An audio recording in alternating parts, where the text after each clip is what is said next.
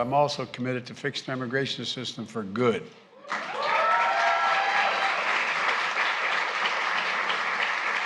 Providing a pathway for dreamers. Can you imagine maybe some of you were dreamers? Where they were overrun with the number of migrants that Border Patrol had dumped into their tiny little communities. They needed relief, and busing was one of the ways of providing them relief, and thus began the process of busing the migrants to cities that self-identified as sanctuary cities. As Republican governors from southern states defend their policies to bus and fly thousands of migrants to Democratic-run cities, including the nation's capital, Washington, D.C., Democrats accuse them of political stunts less than 2 weeks before midterm elections that will determine which party controls the U.S. Congress. Gracias, que conocen nuestro sacrificio. Gracias. Gracias.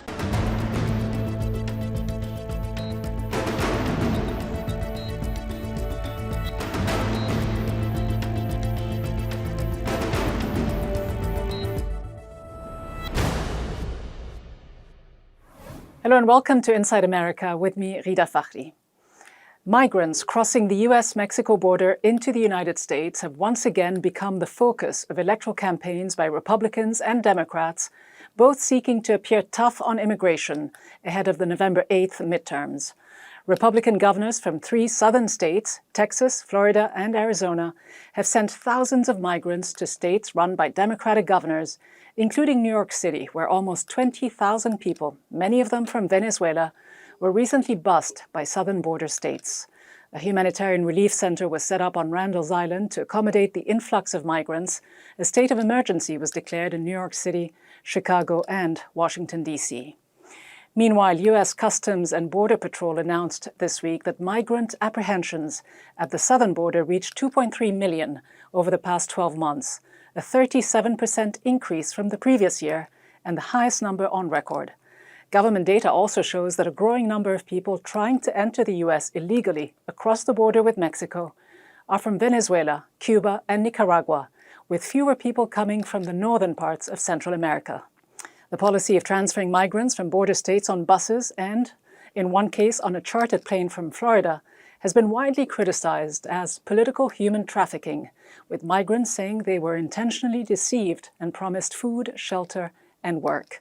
One group of migrants found itself on Martha's Vineyard, a summer destination island for the rich and famous off the coast of Massachusetts. O sea, nos dijeron que íbamos a Massachusetts, en realidad llegamos a Massachusetts, pero no sabía que veníamos acá. Entonces cuando llegamos acá nos encontramos sorprendidos porque buscamos a la gente de acá de la isla de Marta, la gente nos vio como confundidos, ¿quiénes son ustedes? Y nosotros, ¿quiénes son ustedes también? Entonces quedamos como, ninguno sabíamos quién era nadie, ellos no sabían la causa por la que nosotros veníamos, nosotros tampoco sabíamos la causa por la que llegamos. Dylan Fernandes is a Massachusetts state representative whose district includes Martha's Vineyard. He joins me now. Representative Fernandes, just last month, dozens of migrants, up to 50 migrants, mostly from Venezuela, arrived in Martha's Vineyard, which, as we just said, is a wealthy island in your state, Massachusetts. There have been calls ever since for a criminal investigation into what some people have been calling political human trafficking. What is the latest on the lawsuits and the status of these migrants? Yeah, so we didn't know the migrants were coming, but as soon as they arrived, this community jumped to action to support them, giving them the beds and resources and housing that they need. And so currently, there's 49 people who landed.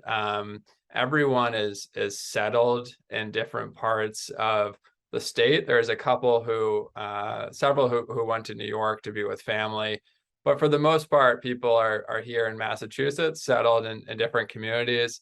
There's a large group of people who are still on Cape Cod, and there's a local organization here bringing them together to teach for English classes, to keep them as a tight-knit group and help them assimilate and be a part of the local community. And then there are several people who have settled back on Martha's Vineyard and are a part of the community there that first welcomed them when they arrived.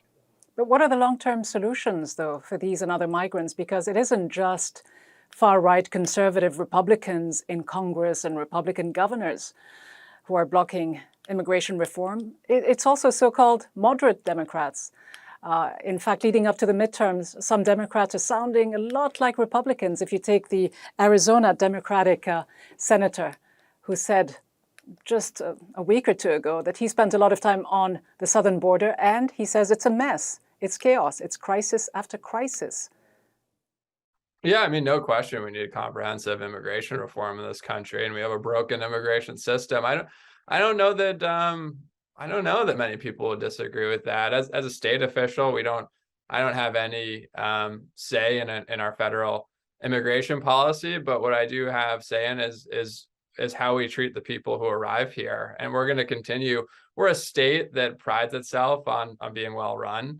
We're one of the few states that gives back more money in taxes than we take in from the federal government. We actually subsidize these states like Florida and elsewhere with our tax dollars. We're happy to do it, but at the end of the day, we will continue to, and we want to see this in other places of the country, where people are just treated with the common dignity and respect that every human being deserves. But how much of a problem is immigration for Democrats leading into the midterms? Because according to a recent poll, registered voters perceive Republicans to be stronger on border security, leading Democrats by 36 points. And that is the widest gap on any issue, including the economy.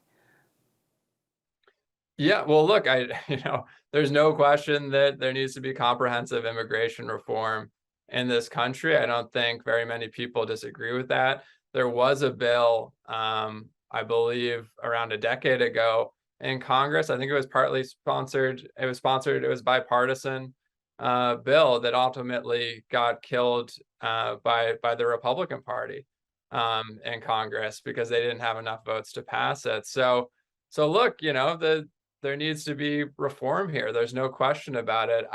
I think that calling for reform by using human beings as political pawns is one of the most inhumane and depraved ways to go about it. And that's what we saw what happened with Governor DeSantis in our area. I mean, he couldn't find any immigrants in Florida, apparently. So he had to use public dollars to charter a secret flight where he rounded up people lying to them in Texas about where they were going. Not a single person was told the true destination of where they were going, lied to, corralled on a plane, spent millions in taxpayer dollars shipping them off. And when they landed on Martha's Vineyard, a place they never heard of, a place they hadn't been told where they were going, a place surrounded by water, when they opened their phones, they were terrified.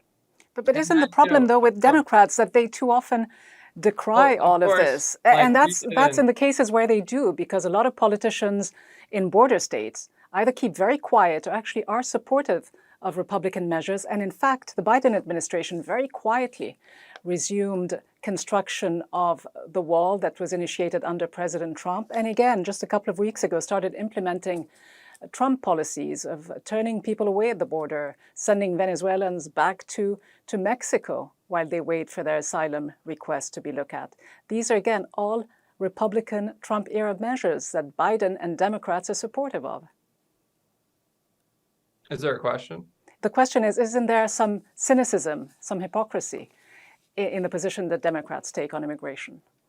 Oh, I mean, look, from my perspective and from our perspective here, like we welcome people, and we've been welcoming people for years. I mean, that's why actually in my community, Nantucket has had the largest population growth of all 351 cities and towns in the entire Commonwealth since the last census, and that's almost entirely from immigration from Central and Southern American countries, a huge El Salvadorian population. And I mean, Ron DeSantis should know that of all people, because he was here sucking up to donors at a I think $5,000 or some $1,000 a plate dinner, sucking up to members of our community. But look, we're going to continue. Representative, however commendable this position is, it's a band-aid. It's a band-aid, isn't it? I mean, would you like to see President Biden and his administration do more to solve the issue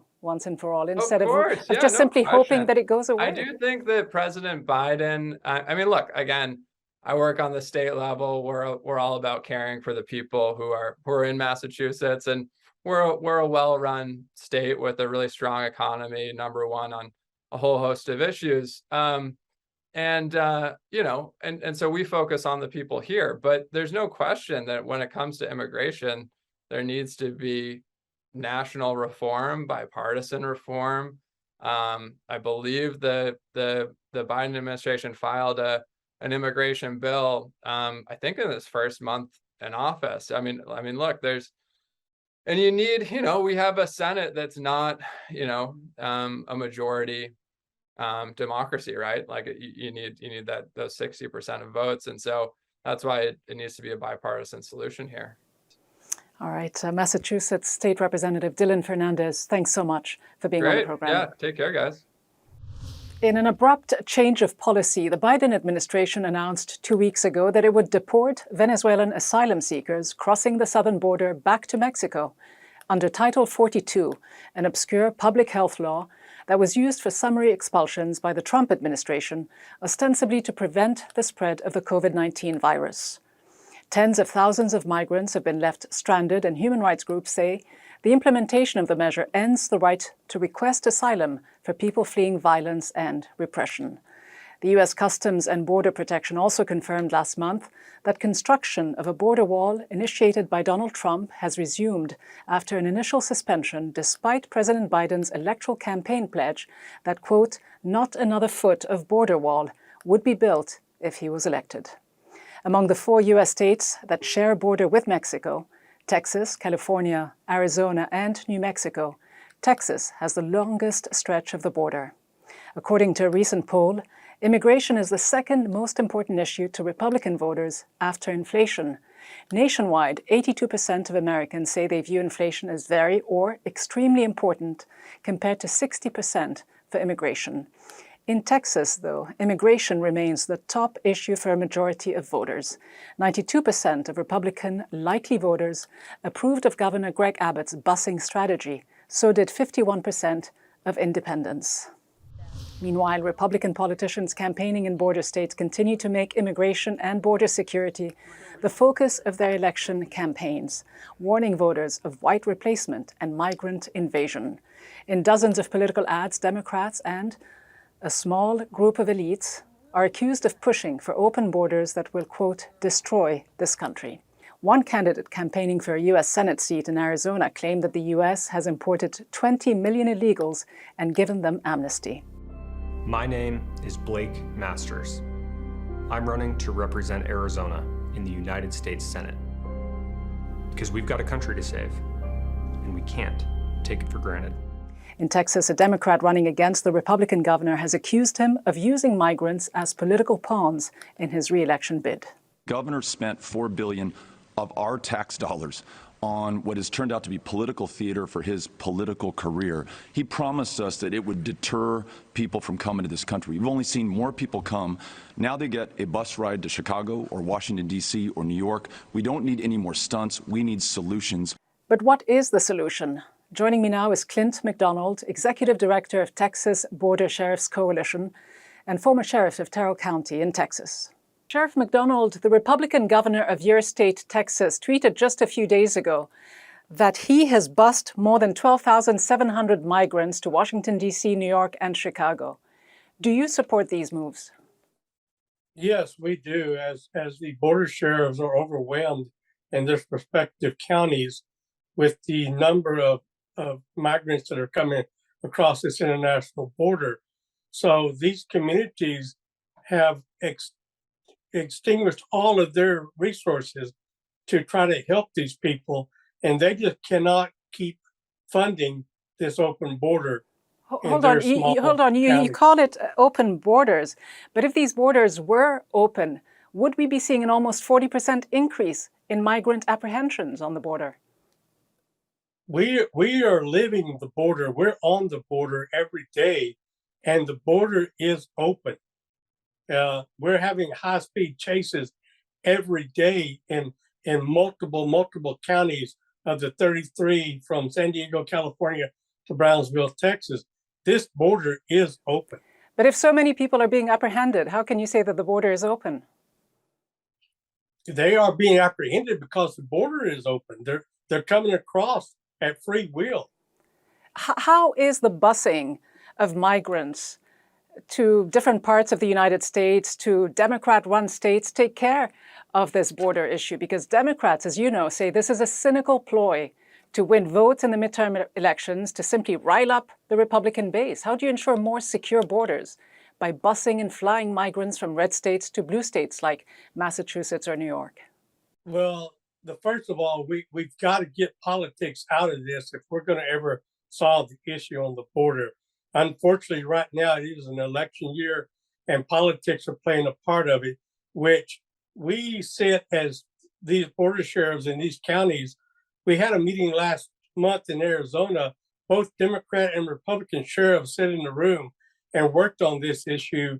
And the political parties were never brought up because a sheriff does not look at a political party of one sheriff to another. They're there to protect the people of their communities. And right now, busing these people out of these small jurisdictions are a survival mode for these counties who cannot afford to keep trying to pay the cost of this open border. As you know, Sheriff, many people around the country looking at this say that this isn't a security measure. It is a political tool being used by Republicans in the midterms. Well, there's plenty of blame to go around. I ran as a Democrat the entire time I was in office. And now I'm non-denominational I work for both Republican and Democrat sheriffs. So we do not look at the political, what side is who or what problem. There's plenty of problems to share on this international border, and busing these people out of these communities that cannot sustain the economic disasters happening to the communities is a border security issue, because these sheriffs and these border patrol agents are just overwhelmed. And we have sheriffs who cannot respond to the local citizens who elected them to office because they are helping border patrol with the flood of people coming into their counties. It is a disaster on the international border. But clearly, from a security law enforcement perspective, these measures have not worked. Is there any indication, any evidence that this strategy, this over-militarization of the border is achieving its security objective? If, as you say, the borders are still open and there is chaos? It is because the flow has not let down. As long as these people know that the border is open, they're going to keep coming. We've seen a 10% rise in the Russians that are coming across the border, who are getting flown into Mexico and coming to the border because they know it's open. So we have to do whatever we have to do. The toolbox, we have to use every tool that's in the toolbox. Not one situation is going to be handled by just one tool. We have to use every tool in the box. And right is one of these tools the construction of the border wall, which began under President Trump and is now resuming under President Biden? The border wall is just one of those tools. And in Texas, that border wall is not a wall that can be built from El Paso, Texas to Brownville, Texas.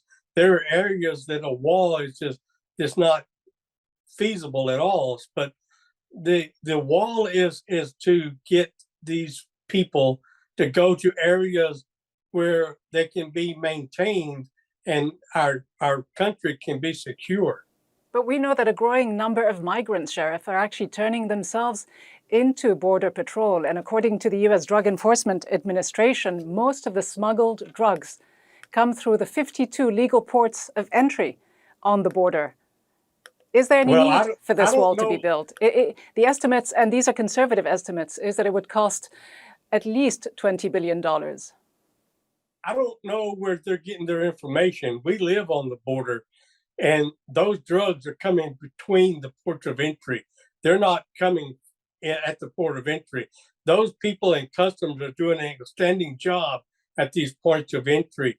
So to tell the American people that drugs are coming through the port of entry is outrageous. Well, this is US government data. And when it comes to violence and accusations that migrants coming from Mexico export violence into the United States, all the data points in the opposite direction. In fact, 70% of the firearms seized in Mexico between 2009 and 2014 originated in the United States. There are weapons smuggled from the US, not the other way around. So is there a lot of misleading information that is being put out there, fear-mongering, and a false narrative being painted around immigrants in the US? Absolutely. We see it every day. And it's sad that the American people are getting fed this information, who they turn to our media to find out what's going on, and they're not being told the truth. Yet you say that you support the busing of migrants, although aid workers say it is simply a dehumanizing, humiliating way to treat migrants who are fleeing violence and poverty in Central America and other parts of Latin America. I mean, what is the long-term benefit, if any? The treatment of these migrants coming across this border is way more diverse on them than taking a bus ride into the United States where they wanted to be. We're having children sexually assaulted. We're having women sexually assaulted. We're having people die out here in the middle of nowhere trying to get across this border. So the humanitarian efforts, these sheriffs do not want to have to pick up one more body.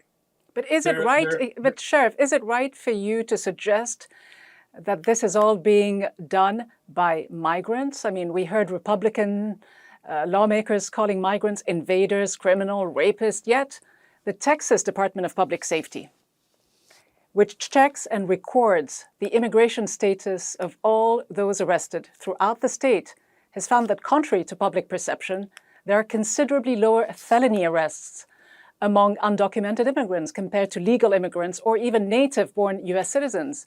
In fact, and I'm sure you're aware, Sheriff, studies have shown as well that US-born citizens are over 2 times more likely to be arrested for violent crimes and 2.5 times more likely to be arrested for drug crimes. What do you say to these statistics? We've seen all the statistics in the world. We know what is going on the border. And these statistics can be brought up in any form and fashion.